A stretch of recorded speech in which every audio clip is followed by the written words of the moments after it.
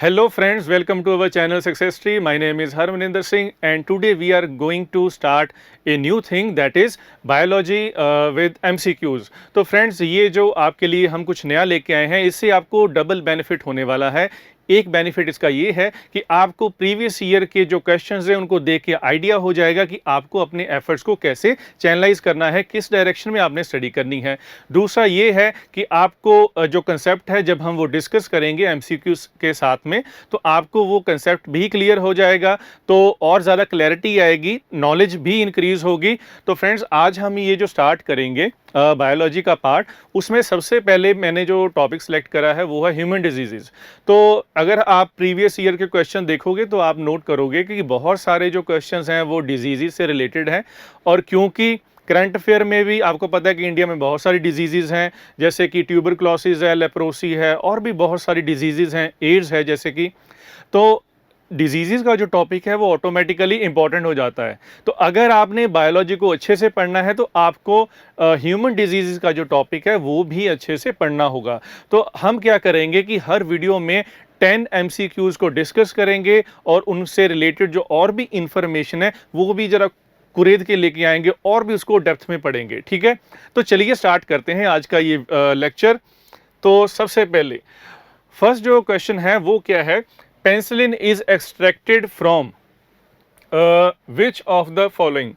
तो फ्रेंड्स सुनने में ये जो क्वेश्चन है ये आपको बहुत सारे जो स्टूडेंट्स हैं उसको इसका जो आंसर है वो पता भी होगा। तो यहाँ पे ऑप्शंस क्या है, first is yeast, second is algae, third is fungus and fourth is lichens. तो फ्रेंड्स आपने इसमें से सिलेक्ट करना है। तो यहाँ पे आपको पता होगा कि इसका जो आंसर है वो है यीस्ट। तो ये मैंने आपको बता दिया है, आंसर है इसका यीस्ट। तो अगर हम इसका जो थोड़ा बैकग्राउंड देखें तो भाई जो पेंसिलिन था वो 1928 में अलेक्जेंडर फ्लेमिंग ने डिस्कवर करा था। तो भाई उस दिन उनको पता नहीं था कि वो इतना रेवोल्यूशनाइज कर देंगे वर्ल्ड को ये एंटीबायोटिक को डिस्कवर करके, तो उन्होंने डिस्कवर कर दिया। और जहाँ से इन्होंने एक्सट्रैक्ट करा था उस फंगस का नाम था पेंसिलिन क्राइसोजिनम। तो उस यीस्ट से उन्होंने इसको डिराइव करा, एक्सट्रैक्ट करा और इसको यूज़ करा एज एंटीबायोटिक। और आपको पता होगा कि जो एंटीबायोटिक्स हैं वो बहुत डिजीज़ के अगेंस्ट हम यूज़ करते हैं, बैक्टीरियल डिजीज़ के अगेंस्ट। और दूसरा पॉइंट ये है कि जो एंटीबायोटिक्स को एडमिनिस्टर करने का जो वे है वो डिफरेंट हो सकता है। इसको इंट्रावीनसली भी हम दे सकते हैं, जैसे वेन में हम इसको लगाते हैं, या फिर इंट्रामस्कुलर भी दे सकते हैं, ओरली भी इसको टैबलेट की फॉर्म में दिया जा सकता है। तो आपने क्या याद रखना है, 1928 अलेक्जेंडर फ्लेमिंग, और इसको एक्सट्रैक्ट कहाँ से करा गया था, पेंसिलिन क्राइसोजिनम शुरू में। तो अब यहाँ पर इसका जो आंसर है वो क्या होगा, वो होगा यीस्ट। अच्छा, तो अगर हम एडिशन में कुछ जाएं, बाकी के ऑप्शंस को देखें तो एल्गी क्या होती है।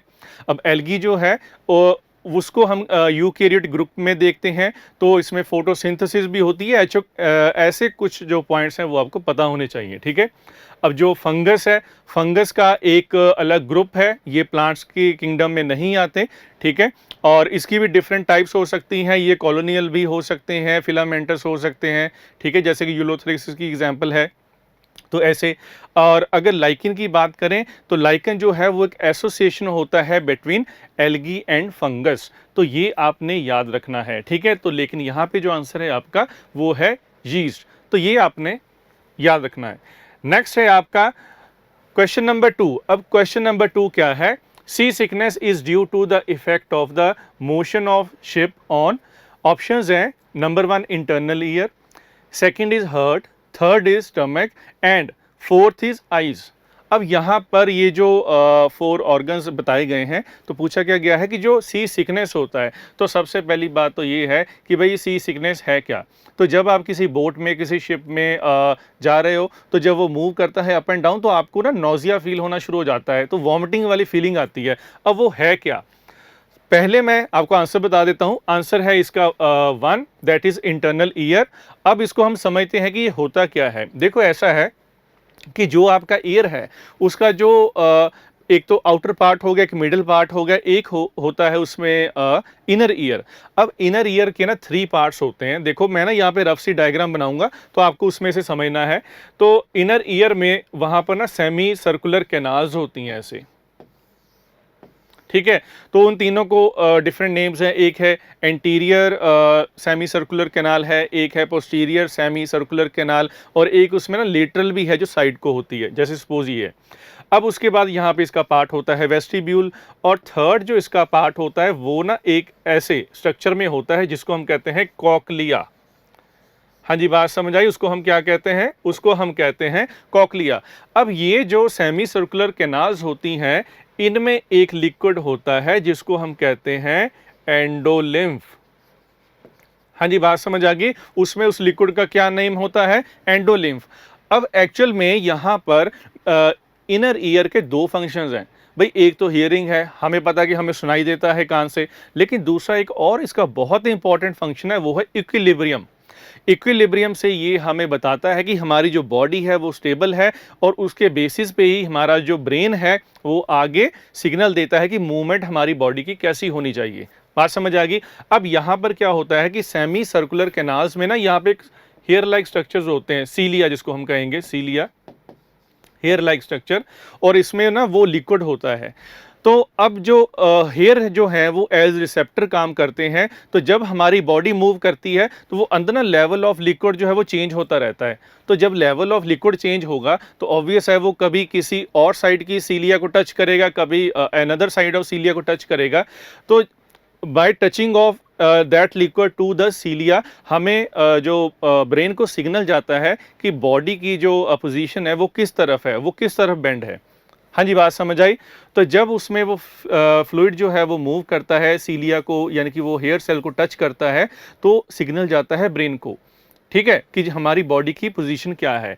अब होता क्या है, सी सिकनेस में क्या होता है कि दो कंडीशंस होती हैं। एक तो ये है कि जो आइज़ देख रही हैं वही बॉडी फील कर रही है। सपोज बहुत ज़्यादा मूवमेंट हो रही है, आइज़ को दिख रहा है तो बॉडी भी फील कर रही है।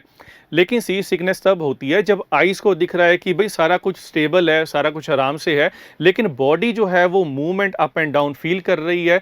तो जब दोनों सिग्नल्स में कंट्रास्ट होता है, कंट्राडिक्शन होती है, तब आपको नौसिया फील होता है, जिसको हम कहते हैं सी सिकनेस। क्योंकि देखने में तो वो बोर्ड बिल्कुल स्टेबल लगती है, यानी कि आइज़ को सिग्नल कुछ और जा रहा है, लेकिन बॉडी जो फील कर रही है वो अप एंड डाउन फील कर रही है, आपकी जो बॉडी फ्लूइड्स हैं वो भी अंदर मूव करते हैं।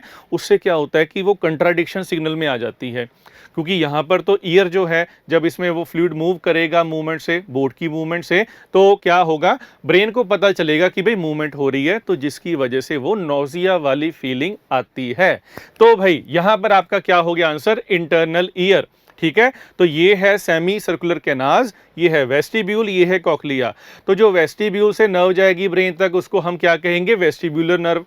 और जो कॉकलिया से जाएगी उसको हम क्या कहेंगे? Cochlear nerve. तो भाई यही ब्रेन को सिग्नल लेके जाती हैं। हाँ जी, क्लियर? आई होप आपको ये जो कंसेप्ट है ये समझ आ गया होगा। तो फ्रेंड्स, अगर आपको कुछ पॉइंट ना समझ आया हो तो आप कमेंट में बता भी सकते हो, तो नेक्स्ट टाइम हम उसको क्लियर करने की पूरी कोशिश करेंगे। चलिए अब नेक्स्ट क्वेश्चन देखते हैं। ओके, तो भाई यहाँ पर क्वेश्चन नंबर 3 क्या है? Kidney disease in humans is caused by the pollutants. तो यहाँ पर ये जो कुछ ऑप्शंस दिए गए हैं ना, ये हैवी मेटल्स हैं, कैडमियम, आयरन, उसके बाद कोबाल्ट है और कार्बन, कि इसमें से किडनी को कौन इम्पैक्ट करता है। तो फ्रेंड्स, इसका जो आंसर है वो है कैडमियम। अब कैडमियम जो है वो हैवी मेटल है, ठीक है, तो आंसर मैंने आपको पहले ही बता दिया कि आंसर इसका कैडमियम है। अब वो कैसे इंपैक्ट करता है? देखो, हैवी मेटल्स हैं तो वो किसी ना किसी बॉडी पार्ट को इंपैक्ट करेंगे। तो इसके ऊपर मरकरी भी इंपैक्ट करता है, कैडमियम भी इंपैक्ट करता है, और भी काफ़ी सारे हैवी मेटल्स हैं जो किडनी को इंपैक्ट करते हैं, लेकिन इन ऑप्शन में से इसका जो आंसर है वो कैडमियम है। अब कैडमियम से ना एक और डिजीज़ होती है, आउच डिजीज़, जिसको हम इताई डिजीज़ भी कहते हैं। क्यों? क्योंकि उससे जॉइंट पेन होता है बॉडी में। इसी तरह मरकरी जो है, इससे भी डिजीज़ हो सकती है, जैसे मिनामाटा डिजीज़ है, ठीक है। तो ये है, तो यहाँ पर किडनी को जो इम्पैक्ट करने वाला जो एलिमेंट है, जो पोल्यूटेंट है, वो है कैडमियम। हाँ जी, क्लियर? तो भाई आई होप आपको ये पॉइंट समझ आ गया होगा, ठीक है। तो किडनी आपको पता है ये क्या करती है? फिल्टर करती है ब्लड को, और जो वेस्ट मटेरियल होता है, जो एसिडिक मटेरियल होता है, उसको यूरिन में सिक्रीट कर देती है। तो मैं आपको ये भी पॉइंट क्लियर कर दूं कि जो हमारी बॉडी से एक्सक्रीशन होती है, जो मटेरियल निकलता है, वेस्ट प्रोडक्ट निकलता है, उसकी भी कैटेगरीज हैं, मोनोटैलिक, यूरियोटैलिक और यूरिकोटैलिक। तो भाई इसकी जो सबसे हार्मफुल फॉर्म होती है वो होती है अमोनिया। तो अमोनिया जो है वो फिशेस में सिक्रीट होता है, क्योंकि उनमें जो एक्सक्रीटरी जो प्रोडक्ट हैं, जो मेटाबॉलिक वेस्ट है, वो अमोनिया की फॉर्म में निकलता है। अब क्योंकि वो हार्मफुल होता है तो भाई उसके लिए चाहिए वाटर। तो यानी कि फिशेस में वो काफ़ी ज़्यादा वाटर बॉडी में होता है, तो वाटर में मिक्स होके वो बाहर निकलता है। लेकिन अगर हम बात करें ह्यूमंस की, तो ह्यूमंस में क्या होता है, मैमल्स में मोस्टली, अब क्योंकि यूरिनरी ब्लैडर भी है तो इसमें वो प्रोवाइड हो जाता है, वाटर भी प्रोवाइड होता है। तो यहाँ पर हम यूरिया एक्सक्रीट करते हैं और अमोनिया को पहले बॉडी किस में कन्वर्ट करती है, वो कन्वर्ट करती है इसको यूरिया में। या तो ये प्रोसेस किडनी में होती है या फिर लीवर में होती है। तो यूरिया बॉडी में से निकलता है थ्रू द किडनीज, यानी कि यूरिन में से। अच्छा, अब थर्ड जो टाइप है यूरिकोटैलिक। अब ये जो काम है, अब यूरिक एसिड जो है वो कंपैरेटिवली कम हार्मफुल होता है। तो जो बर्ड्स होते हैं उनमें यूरिक एसिड जो सिक्रीट होता है, क्योंकि उनमें जो है वाटर का जो कंटेंट है वो कम होता है, तो डायरेक्टली ही यूरिक एसिड जो है वो उनके वेस्ट मटेरियल में एक्सक्रीट हो जाता है। ठीक है, तो मोनोटैलिक एक हो गया यूरियोटैलिक और एक यूरिकोटैलिक। और मैम ह्यूमंस जो हैं वो किस कैटेगरी में आते हैं, वो आते हैं यूरियोटैलिक में। ठीक है, तो किडनी का ये एक बहुत इंपॉर्टेंट फंक्शन है एक्सक्रीशन। तो यूरिन को ये एक्सक्रीट करती है और उसमें जो एसिडिक मटेरियल है वो भी बहुत सारा बॉडी में से निकल जाता है। ठीक है जी, तो आई होप कि आपको अच्छे से समझ आ रहा है। ठीक है, तो बिल्कुल सिंपल लैंग्वेज में आपको बताऊंगा ताकि आपको अच्छे से समझ आ जाए। तो next one is question number 4, typhoid fever. तो टाइफाइड फीवर जो है वो आपने सुन रखा है, आपको पता भी होगा। ठीक है, typhoid fever is caused by which of the following, virus, bacteria, fungus और एलर्जी। तो फ्रेंड्स यहाँ पर इसका आंसर क्या होगा, देखिए जो टाइफाइड है इसका जो पॉजिटिव एजेंट है उसको हम क्या कहते हैं, साल्मोनेला टाइफी। तो साल्मोनेला टाइफी तो है बैक्टीरिया, तो इसका मीनिंग क्या है कि ये होती है डिजीज बैक्टीरिया से। ठीक है, तो मोस्टली इसका जो कंटामिनेशन कहाँ से होता है, ये जो कंटामिनेटेड फूड एंड वाटर है वहाँ से ये बैक्टीरिया एंटर करता है। तो पेशेंट को होता है high fever, vomiting, weakness, high fatigue in the muscles. तो उससे क्या होता है, नोजिया वगैरह सारा कुछ हो जाता है उसको। ठीक है, वीकनेस बहुत ज़्यादा आ जाती है। इसके लिए जो हम टेस्ट यूज़ करते हैं हम उसको कहते हैं विडाल टेस्ट। हाँ जी, बात समझ आ गई। विडाल टेस्ट हम यूज़ करते हैं, उससे पता चलता है कि बंदे को जी टाइफाइड है। तो टाइफाइड जो है साल्मोनेला टाइफी जो है आपने नाम याद रखना है। तो इसके अलावा अगर कोई वैसे पूछ ले तो कौन कौन सी डिजीज़ जो है वो बैक्टीरियल डिजीज़ हैं, तो भाई ट्यूबरक्लोसिस है, लेप्रोसी है, ठीक है, गोनोरिया है। तो ऐसे बहुत सारी डिजीज़ हैं जो कि जैसे सिफिलिस है, ये सारी बैक्टीरियल डिजीज़ हैं। हाँ जी, बात समझ आ गई। अच्छा, तो अब इसका आंसर क्या हो गया, बैक्टीरिया। नेक्स्ट देखते हैं।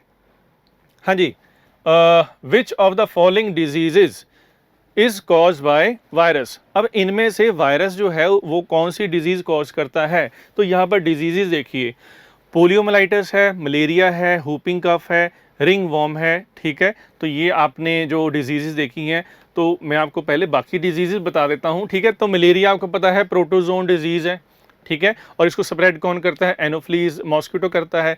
अब नेक्स्ट है जी उसके बाद हुपिंग कफ, ठीक है, जिसको पर्टूसिस भी कह देते हैं। तो ये बैक्टीरियल डिजीज है, ये बैक्टीरिया से होती है।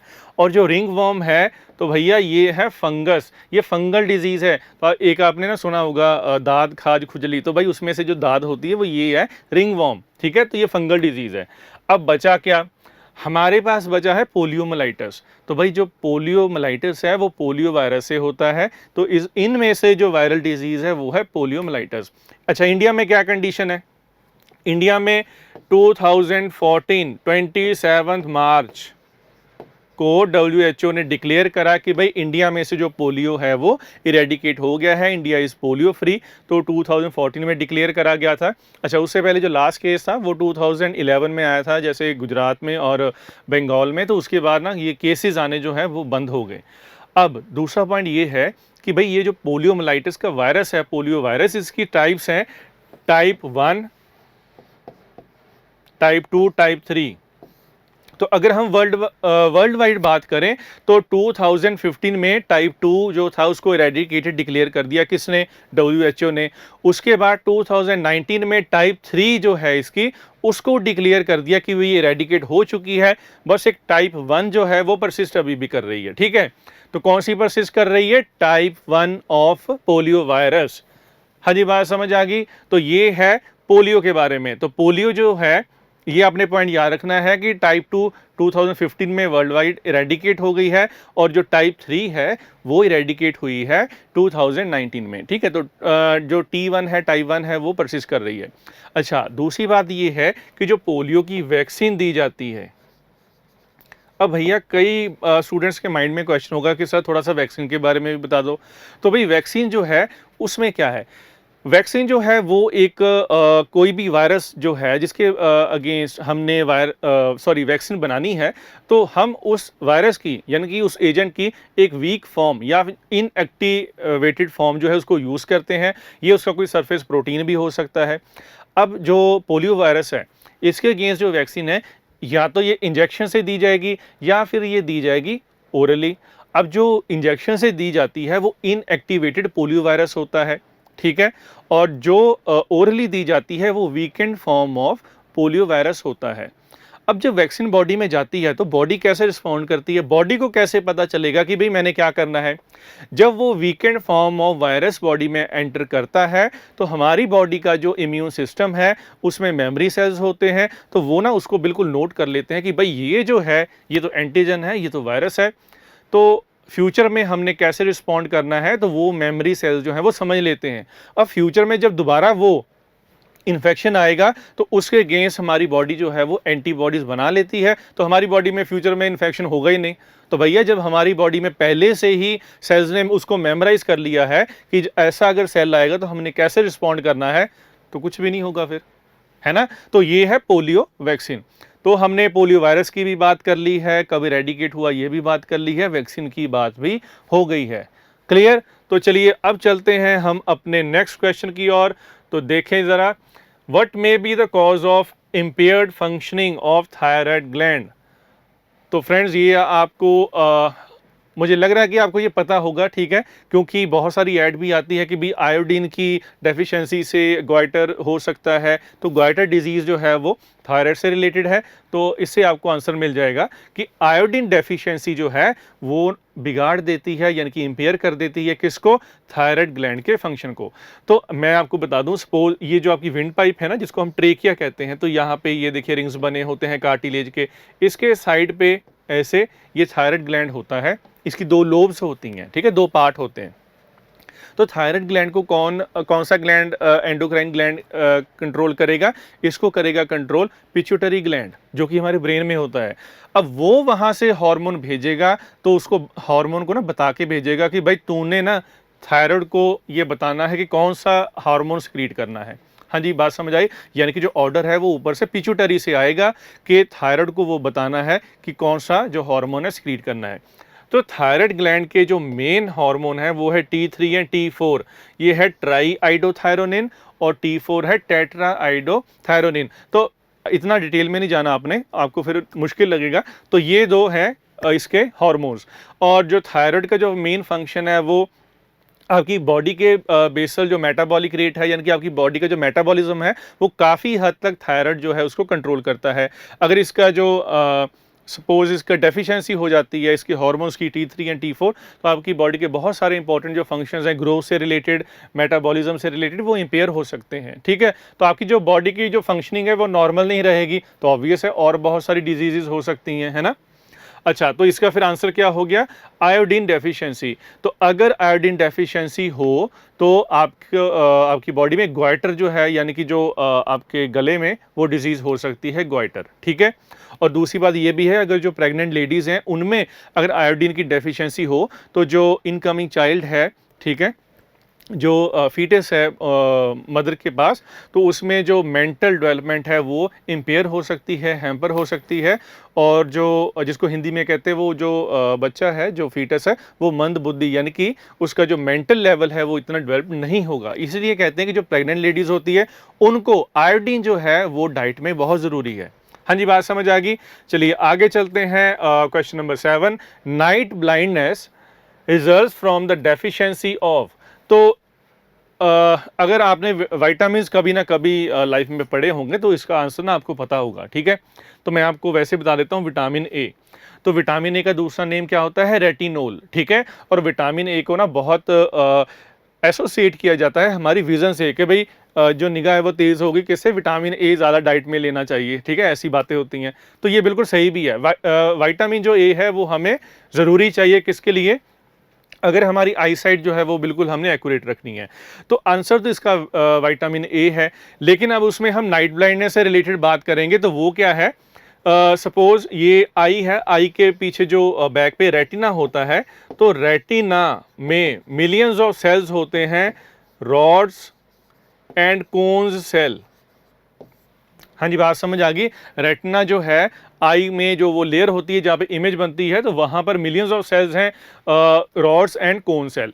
अब जो रॉड सेल्स हैं वो सेंसिटिव होते हैं किसके लिए? डिम लाइट के लिए। जो रॉड सेल्स हैं वो सेंसिटिव होते हैं डिम लाइट के लिए। तो ऑब्वियस है वो रिस्पॉन्ड किसको करेंगे? डिम लाइट को। तो उसमें ना एक पिगमेंट होती है जिसको कहते हैं रोडोप्सिन। ओके, रोडोप्सिन पिगमेंट होती है। तो अब ये जो रॉड सेल्स होते हैं, ये ही यहाँ पर, अब क्योंकि वो डिम लाइट के लिए सेंसिटिव है, तो नाइट ब्लाइंडनेस जो है वो रॉड सेल से रिलेटेड है, वो कौन सेल से वो रिलेटेड नहीं है। उसका रीज़न ये है कि जो कौन सेल हैं ये सेंसिटिव होते हैं ब्राइट लाइट के लिए, और ये डिफरेंशिएट करते हैं कलर, ठीक है।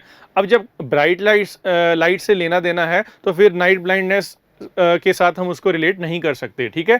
तो नाइट ब्लाइंडनेस से यहाँ पर आंसर तो आपका विटामिन ए है। लेकिन अगर हम वैसे बात करें तो जो रॉड सेल होते हैं रेटिना में वो रिलेटेड होते हैं नाइट ब्लाइंडनेस से। ओके, चलिए अब चलते हैं हम आगे। Which one of the following is not a function of kidney? तो फ्रेंड्स ये जो क्वेश्चन नंबर 8 है, इसमें जो 4 ऑप्शंस हैं, first is regulation of blood pH, second is removal of metabolic waste from the body, third is production of antibodies, and fourth is regulation of osmotic pressure of the blood. अब चारों option में से जो incorrect है वो हमने देखना है। तो अगर हम फर्स्ट ऑप्शन की बात करें, रेगुलेशन ऑफ ब्लड पीएच, ठीक है, तो भाई ये जो पॉइंट है ये बिल्कुल सही है। तो आप सोचो कि कैसे? भाई जो किडनी है वो बार बार ना फिल्ट्रेशन करती है ब्लड की, उसको प्यूरिफाई करती है। इस तरीके से वो क्या करती है, जो एसिडिक मटेरियल है वो आके ब्लड में से हटाती है, रिमूव करती है। तो उससे क्या होगा? उससे आपकी ब्लड की जो पीएच है वो मेंटेन रहेगी। तो फर्स्ट पॉइंट तो सही हो गया। सेकंड है removal of metabolic waste from the body. तो भाई ये तो आंखें बंद करके इसको टिक लगा दो, भाई बिल्कुल सही है। थर्ड पॉइंट जो है एंटीबॉडीज, तो भैया ये गलत है। एंटीबॉडीज का जो काम है वो किडनी में नहीं है, ठीक है। तो वहाँ पर ज़्यादा जो है वो एक्सक्रीशन का काम है। जो फोर्थ पॉइंट है regulation of osmotic pressure of the blood, तो ऑस्मोटिक जो यहाँ पर प्रेशर है उसको ये मेंटेन कैसे करेगी? जब वो एक्सटेंसिवली वहाँ पर प्यूरिफिकेशन एंड फिल्ट्रेशन करती है, जो किडनी है बहुत ज़्यादा फिल्ट्रेशन करती है, उससे क्या होगा? उसको ऑस्मो रेगुलेशन कहते हैं, और उससे वो ऑस्मोटिक प्रेशर को मेंटेन करेगी, ठीक है। तो पीएच जो है वो भी करेगी। अब वो बाइकार्बोनेट्स को सिंथेसाइज भी करती है, उसका सिंथेसिस भी करेगी और उसको रेगुलेट भी करेगी। तो वो जो बाइकार्बोनेट्स हैं वो ब्लड का पीएच जो है वो मेंटेन करके रखेंगे। हाँ जी, क्लियर, ठीक है। अच्छा, तो अब इसमें से कौन सा आंसर हो गया फिर? इसका है ऑप्शन नंबर 3। चलिए आगे चलते हैं। Question number 9, which one of the following element is associated with teeth disorder? तो भाई अब यहाँ पर हमने देखना है कि क्लोरीन, फ्लोरीन, ब्रोमीन, आयोडीन, इसमें से टीथ से कौन सा रिलेटेड है। तो भाई यहाँ पर ना एक तो बात ये क्लियर कर दूँ कि सबसे पहले ना आपने अगर इसमें थोड़ा सा फंडा लगाएं तो आपने देखा होगा कि कुछ ना टूथपेस्ट होते हैं उसके ऊपर लिखा होता है फ्लोराइड टूथपेस्ट। तो वहाँ से हम अंदाज़ा लगा सकते हैं कि भाई फ्लोरीन जो है वो आंसर होना चाहिए। तो फ्लोराइड जो है वो क्या होता है कि अगर नॉर्मली ये ड्रिंकिंग वाटर में फ्लोराइड होता है, अगर उसका कंटेंट कम है तो आपके टीथ में हो सकते हैं डेंटल केरीज, यानी कि जो टीथ हैं वो वीक हो जाएंगे। अगर तो डेंटिस्ट क्या कहते हैं? डेंटिस्ट कहते हैं कि भाई आपको ना फ्लोराइड वाला टूथपेस्ट यूज़ करना चाहिए। लेकिन अगर फ्लोराइड एक्सेस में हो जाए तो भाई तब भी प्रॉब्लम है। अगर फ्लोराइड एक्सेस में आपकी बॉडी में पहुंच रहा है थ्रू ड्रिंकिंग वाटर, तब क्या होगा?